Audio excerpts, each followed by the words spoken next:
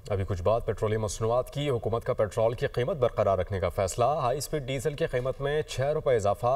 नई कीमत 284 रुपये 44 पैसे फ़ी लीटर मुकर्रर, जबकि पेट्रोल की कीमत 265 रुपये 45 पैसे फ़ी लीटर पर बरकरार। वजारत ख़जाना ने पेट्रोलियम मसनूआत की नई कीमतों का नोटिफिकेशन भी जारी कर दिया। अभी कुछ बात पेट्रोलियम मसनूआत की। हुकूमत का पेट्रोल की कीमत बरकरार रखने का फैसला। हाई स्पीड डीजल की कीमत में 6 रुपये इजाफा।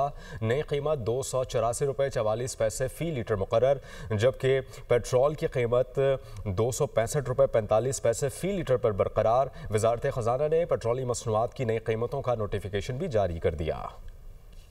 अभी कुछ बात पेट्रोलियम मसनूआत की। हुकूमत का पेट्रोल की कीमत बरकरार रखने का फैसला। हाई स्पीड डीजल की कीमत में 6 रुपये इजाफा। नई कीमत 284 रुपये 44 पैसे फ़ी लीटर मुकर्रर, जबकि पेट्रोल की कीमत 265 रुपये 45 पैसे फ़ी लीटर पर बरकरार। वजारत ख़जाना ने पेट्रोलियम मसनूआत की नई कीमतों का नोटिफिकेशन भी जारी कर दिया।